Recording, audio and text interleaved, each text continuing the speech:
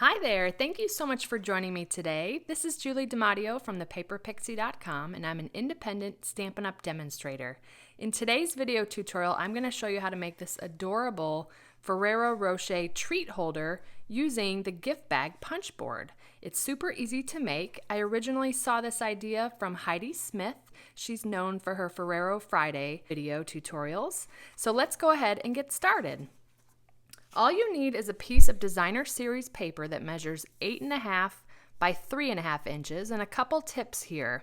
If your paper is not a directional paper, you can actually get 4 of these out of a 12 by 12 piece of paper. So you would first cut your paper to 8.5, and that would actually leave a 3.5 inch section that you can get another 4th out. So you can get 3 up and down, and then 1 more on the side with the piece that you cut off. I hope that makes sense. So if this were directional, you would want to make sure that your up and down pattern was along the 8.5 inch side.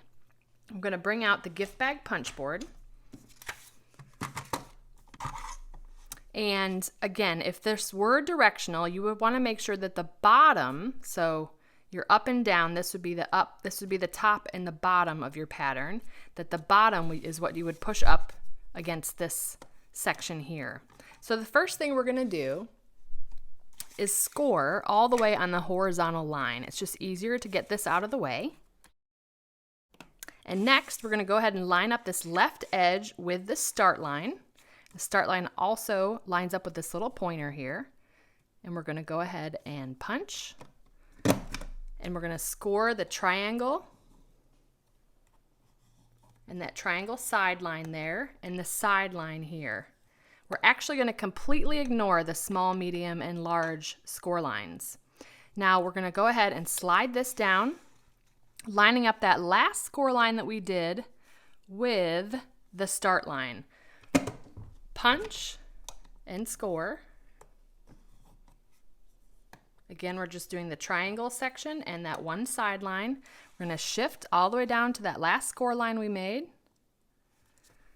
Punch, score, the side line, shifting it down to that last score line we made. Punch,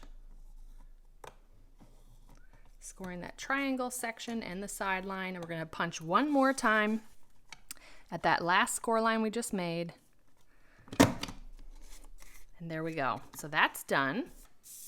Next, I'm going to bring in my paper snips. We're going to cut off this little funny looking side here. And I'm just notching it in slightly. This is going to end up to be the tab that adheres our little box together. So now I'm going to go ahead and fold and burnish on all of the horizontal and vertical score lines. I'm going to leave out the little Y-shaped score lines for now.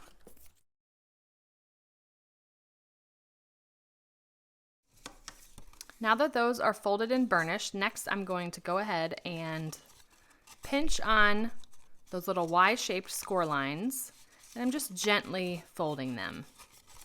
We're going to do that all the way down.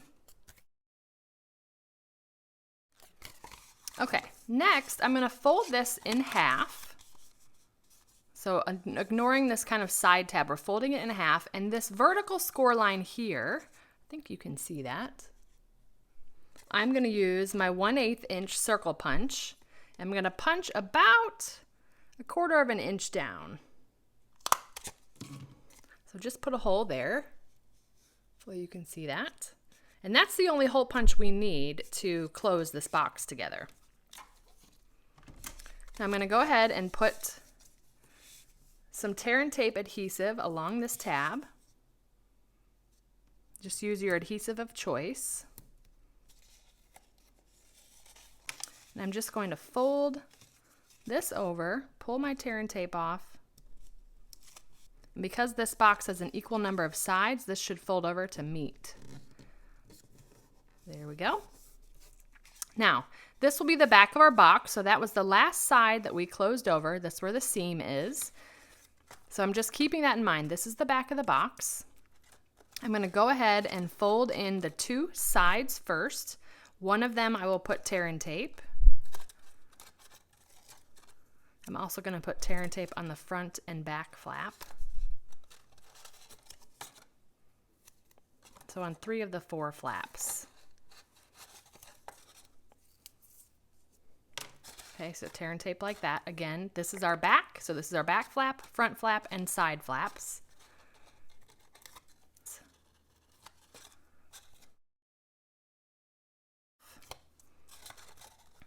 So the 2 sides, the back, and then the front, trying to square up this bottom. So we've got a square shape. Flip it over, and then I'm just going to press down with my fingers. Now what we're going to do is where all of your vertical side lines are, the ones that go all the way down, those are all going to go on the inside. So they're going to fold in opposite. So by pushing those in, your box is going to take shape. Now while I have it held like that, I'm just going to go ahead and reinforce those score lines, those little Y-shaped score lines. Make them a little bit more crisp.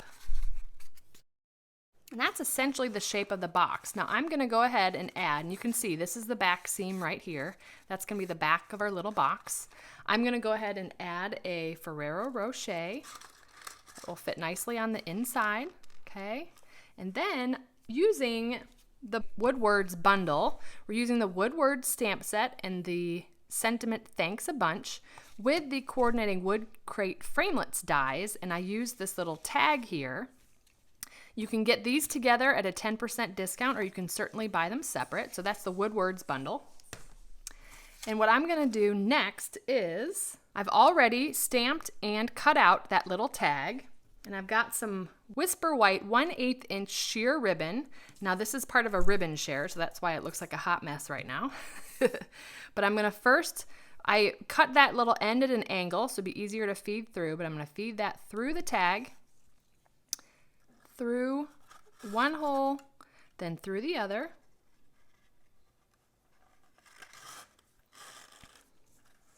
And then what I'm going to do is I'm just going to put this mess over to this side. This is how I tie my bows. And as you pull it tight, you'll see that it's going to pull your box together. I love that. Now Heidi's box had holes, 4 different holes, and I just found you didn't need the other 2 holes. So this just made it easier. I'm a big fan of quick and easy projects. So I'm just go ahead and tying a bow.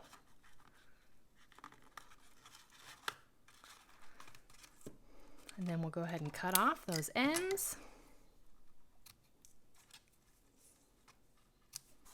And voila, a super sweet Ferrero Rocher holder using the gift bag punch board. Super quick and easy to put together. I love this kind of project.